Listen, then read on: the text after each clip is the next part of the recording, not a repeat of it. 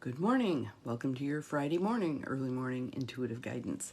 I'm Dr. Bonnie Nussbaum, America's kick-ass coach and psychologist, here with some words of wisdom for our day. And we are back to our book, Taking the War Out of Our Words, The Art of Powerful Non-Defensive Communication by Sharon Ellison. And this last little section of this chapter is going to bring us all together in terms of cueing motivation and intention. Why do we say the things we say? Why do we say them the way we say them? And what does the energy of how we say them mean to us? Good morning, Cindy. Welcome. Glad you're here. We're doing Taking the War Out of Our Words again today. And so this is a little bit, there's 7 points in this part and then a little bit of wrap up. So it may take a little bit longer than usual, but I think it's a good way to give us some grist for our mill for our weekend. So we've already done we've done the content stuff, questions about content. What is someone saying? Now we've been working on questions about process. Why are they saying what they're saying? And what does what they're saying mean to them, kind of a deal?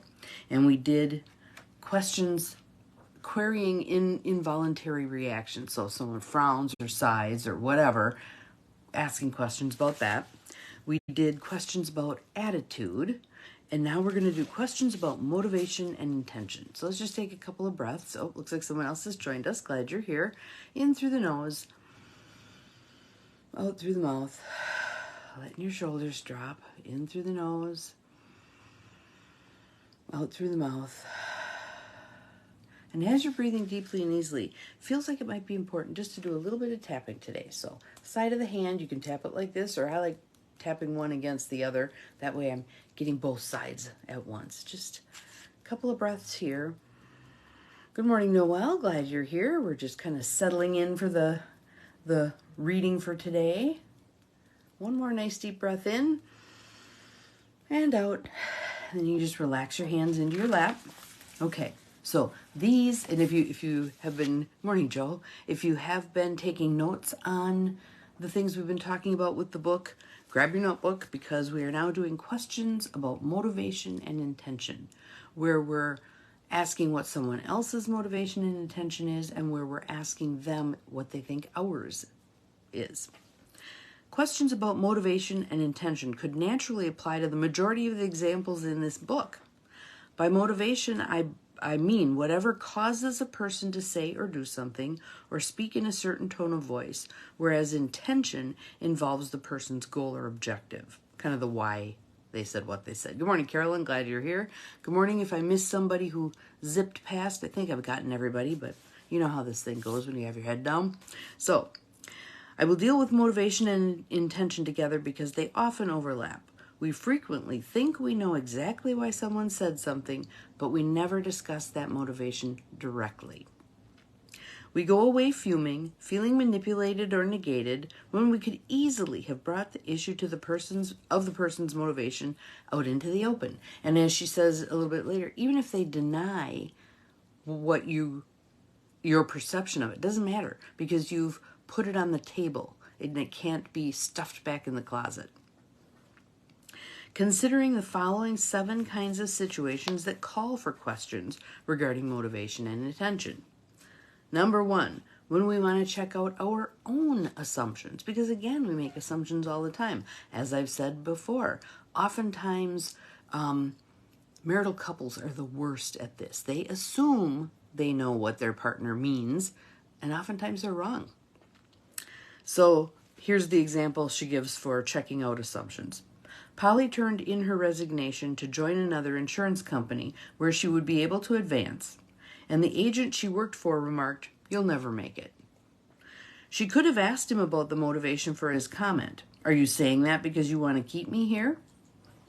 Checking out our assumptions about someone's motive can have a powerful effect, even if the other person doesn't admit its truth. A surprising number of cases, people will acknowledge their motivation if asked directly. So I think another way to say that question, she said, "Are you asking that because you want to keep me here?" would be to say, "What made you say that?" and as evenly again as possible. What made you say that? Well, I'd like to keep you here. Or, I've been thinking I should give you a raise. Or, I don't think you're going to fit in over there. Or whatever it is that he says. But again, her asking the question, what made you say that, makes him have to own his words. Makes him have to own his words. Good morning, Cheryl. Welcome, welcome. We're doing questions about motivation and intention today. So the second one is when someone is acting inappropriately, okay? And again, here you're going to have to work with yourself because often we're knee-jerk reaction into judgment and then making comments that come across judgmentally instead of checking out why someone did what they did. So here's a really good example, I think. Bill, the custodian at a high school, witnessed a woman teacher watching a student throw garbage on the hallway floor. She then turned to Bill and said, "Can you take care of that mess?" Bill wasn't comfortable challenging the teacher. He mumbled okay and cleaned up the mess, furious all the while. Later, in a workshop, he asked how he might have handled this situation. He could have asked the teacher, "When you saw the student throw the garbage on the floor, what made you ask me to pick it up instead of asking the student to do it?" Good morning, Susan. Welcome, welcome. It is possible that the teacher felt more intimidated asking the student to pick it up than asking the custodial person. Even if the teacher didn't admit that, she might examine her own behavior and behave differently in the future. So merely him asking the question can change how things go down the road and can change what happens in that moment. She might apologize. "I'm sorry, I just felt that's such an angry student. I just didn't feel like I could get compliance." And then we'd have to go through the whole thing of sending him to the office, blah, blah, blah. So, but at least it would be out there. And some of his assumptions, she wants me to do it because she views me as lesser than her, blah, blah, whatever, might be inaccurate. But at least it puts it on the table so it can be discussed, okay? Third one is when we are puzzled by someone's behavior.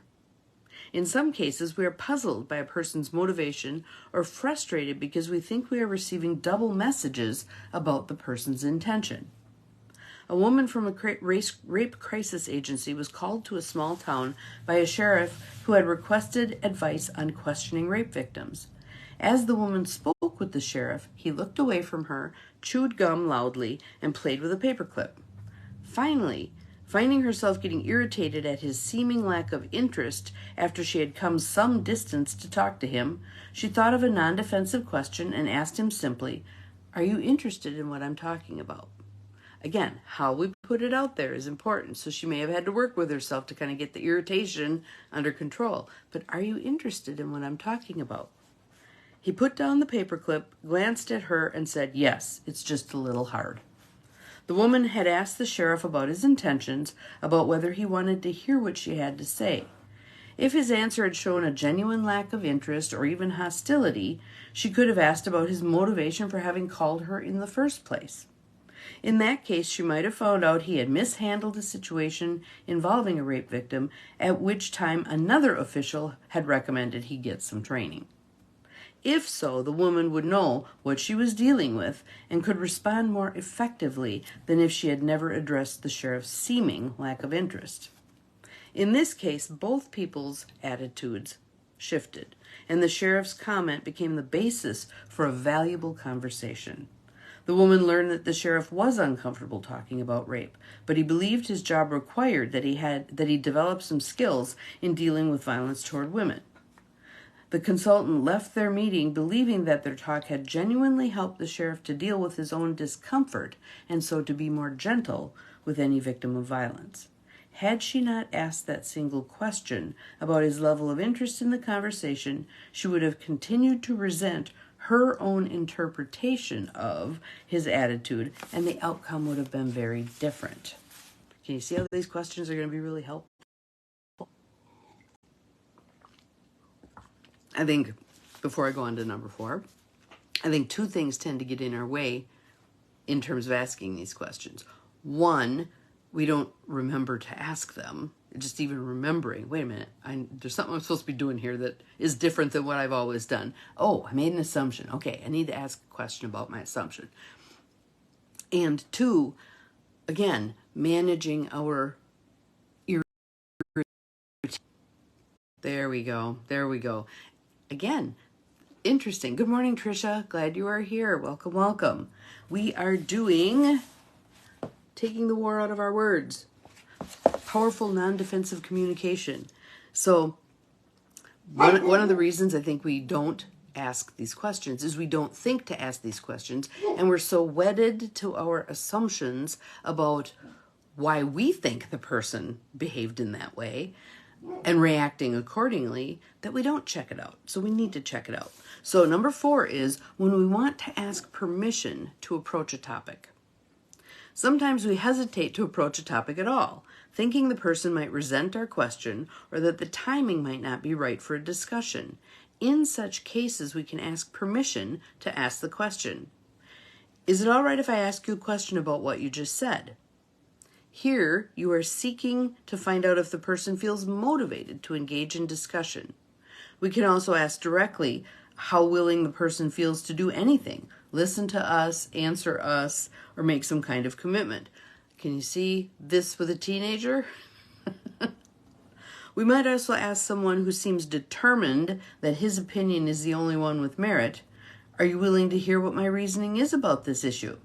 If the answer is no, and sometimes people do say no, I don't want to hear what you have to say, we no longer have to waste our time offering our viewpoint. If it is yes, the person will usually be more committed to hearing what we have to say.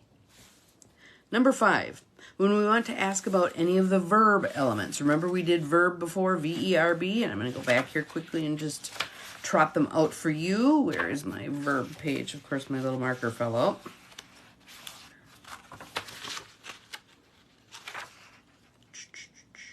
Okay, where are we here? There we go. So verb, V-E-R-B. Verb was value, what someone believes. E is emotion, what someone feels. Reasoning, what someone thinks. And B, the B is behavior, what someone does. So we can ask about any of those. We can ask about any thought, feeling, belief, or behavior we think might be motivating the person. For example, did you feel hurt when I said that? I probably wouldn't go directly to the feeling that I think they're feeling. I might ask them, well, what did you feel when I said that? Well, I was pissed off, or I was hurt, or I was upset, or whatever they say. Then you have something you can deal with, right? Then you can move forward. Number 6, when we want to ask about any defensive reaction. In order to understand motives or intentions, we can ask about a person's misuse of questions, statements, predictions, or other defensive reactions. So when Corey had asked her daughter Beth to do the dishes, and Beth launched into her, Corey might say to Beth, are you attacking me and telling me I am unfair as a way to get out of doing the dishes? Again, your tone matters. The more even keel you can be with it, curious. Go into your curious observer. We talk about that a lot here, don't we? Go into your curious observer. I'm wondering if blah, blah, blah.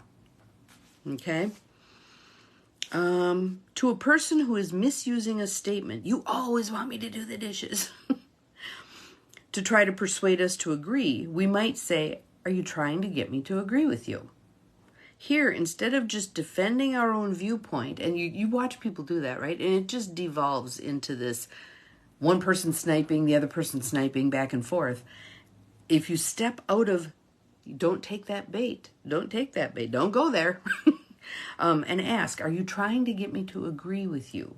They might say, no, I'm trying to get you to hear what my point is. Then you can do something different with it, right? Here, instead of just defending our own viewpoint, we are bringing the person's efforts to convince us into the open for direct discussion. Good morning, Mel. Glad you are here. So much of the time, our conflicts are related to reactions outside the context of the conversation. And I have had this thing happen repeatedly with my friend Kayleen and my sister. It's the same process that unfolds with both of them. And what they say is, they feel like I'm trying to tell them what to do.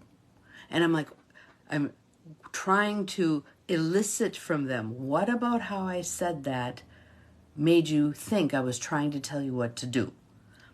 And I've trotted some options out to them. Is it because I said it with some kind of conviction? Nope, that's not it. Is it, I'm trying to figure out, what is it about what I'm saying and how I'm saying it that causes these two people that I'm very close to feel like I'm trying to tell them what to do. Still haven't figured it out, but we're working on it. We're working on it. And they both can see that I'm working on it, trying to figure out what is this thing that happens between us that messes up our conversation. I'll let you know when we figure it out. Number 7 is when we want to see how someone perceives us. We can also apply this whole process in reverse to learn how someone else perceives our motivation and intention. In cases where the person seems suspicious or defensive, we might ask, what did you think my motive was in asking you that question? Or what did you think my motive was in making that comment? And sometimes people will say, well, to show you're better than I am, or to show you know more than I do, or whatever it is, or to put me down, or whatever their perception is about why you said what you said. But I think that's a very valuable question. What did you think my motive was in asking you that question or making that statement? Hearing another person's reactions helps us examine ourselves. So then we could say, yeah, I guess I was feeling a little bit like I wanted you to value what I know. This is my field. I ought to know something about this. Yeah, I think I was trying to get you to acknowledge that I might know something about it. Put it out there. Sometimes we may discover underlying motives we weren't aware of. How many of us engage in subconsciously driven behavior? All the time. And so to ask these questions may help us bring it to the conscious level, why we said what we said and what our motive is. Our friends, family, and coworkers often have valuable gems of information. Even if they are inaccurate, we will gain important information about how they perceive us. How they perceive us. Are they perceiving us as bossy? Are they perceiving us as a know-it-all? Are they perceiving us as not caring? What is it? So now we have a little gray box. Love those little gray boxes. Process questions. So she's reviewing the 3 types of process questions that we've learned about. First one was questions about involuntary reactions. So we can ask about someone's tone of voice and body language. You're saying you're comfortable with me talking about this, yet you have your arms crossed, so I'm confused. Something along that line. Second one is questions about attitude. Asking about a specific attitude such as superiority or pessimism. It seems like your comments are suggesting you don't think this is possible. Am I right? Is that what you're thinking? Just get some feedback. And today's questions about motivation and intention. Asking about what caused a person to react in a certain way or what the person is seeking to accomplish in the interaction. So we can ask all those kinds of questions. So now for her little wrap up here, she is varying the question formats in one conversation. So she's going to run one past us where this person uses multiple kinds of questions to distill down to what was happening. In all likelihood, a single conversation will involve several different formats. Recall Lynette and her law partner Walter, who asked her if she was a social worker or an attorney because she was doing volunteer work at legal aid. She allowed herself to become entrapped by saying, a little of each, I guess. Later, she went back to him and asked him why he had said that. She used several types of questions that we've learned about already to gather as much information as possible. Lynette, what made you ask if I was a social worker or an attorney? So that's questioning his motive. That's a process question. Walter says, it seems like you're spending a lot of time working at legal aid. That didn't answer her question at all, did it? So good to go to another question. Do you believe the time I spend doing volunteer work takes away from the work I do here at the office? So that's a content question. She's asking about his belief, okay? He says, no, I think you do a fine job here. So that is it. She didn't hit the nail on the head with that one, but it ruled that out, didn't it? Lynette, given that I do my volunteer work at legal aid, why does it seem to you to be more in the realm of social work than legal work? So that question is a content question, again, that we've reviewed in the past. A given A, why B? Okay? And I'll go back over the one little caveat I gave you with the why questions. Oftentimes, why questions will provoke defensiveness. So another way to say that would be, given that I do my volunteer work at Legal Aid, how does it seem to you to be more in the realm of social work than legal work? Just get rid of the why, put in a how, and proceed. He says, because you don't get paid. She says, do you believe that, as an attorney, I should always be paid? So that question is questioning her assumption. That's what she thinks he thinks, but she's checking it out to be sure, okay? He says, yes, we put in a lot of years to get our degree and we should get paid for what we do. If we want others to respect us and know we are successful, we can't be giving ourselves away. So yes, she hit the nail on the head there. That is his perception. That is his belief. Doesn't have to be hers, but it's his. And now she understands where he's coming from. Walter was actually concerned that doing so much free work would affect her reputation as a good attorney, which in his mind would affect the firm and him as well. In this conversation, Lynette used 4 types of question formats. A question about Walter's motivation, which is a process question. A question about what he believed, which is a content question. A question using the given A, Y, B, which is a content question, and a question about her own assumption about what he was saying, which is a content question. You can use the formats for content and process questions alone or in combination. And again, my thing is, most of us if we ask questions at all, we simply ask content questions. We don't ever shift to process. And we aren't taught how to do process questions. I learned that in psychotherapy classes. That's where they trained us how to ask process questions or make comments about that. You seem like you're really upset about that. Yes, and they're off and running. And then you have grist for your mill, right? Let's see. You can use the formats for content and process questions alone or in combination. Their varied contexts offer you a wide range of choices. What is most important is to gradually become more comfortable asking questions rather than pressuring yourself to think of several questions at any given moment. So as you review either our previous videos about this stuff, or you read the book yourself or whatever, or you know from your notes that process questions just aren't something you ask, memorize a beginning. How is it that blah? Some kind of a stem that gets you headed in that direction, and practice. Again, I wholeheartedly support people practicing when it isn't an emotionally fraught issue. Just ask those questions as a matter of general course to get practiced up on asking them, right? Okay, here's her last paragraph. If 50% of our conversations were comprised of these kinds of questions, most of us would finally feel we were communicating. Asking sincere, thorough questions helps us fill in the picture of another person's experience.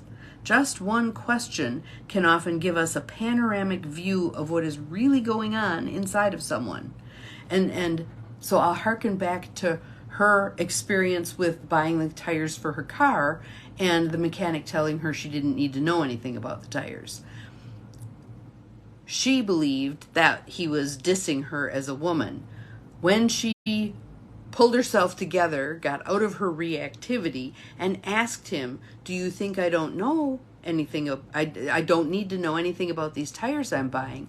He then could let her know. No, it just felt like you weren't trusting my expertise, just like all of those guys I teach at the tech school.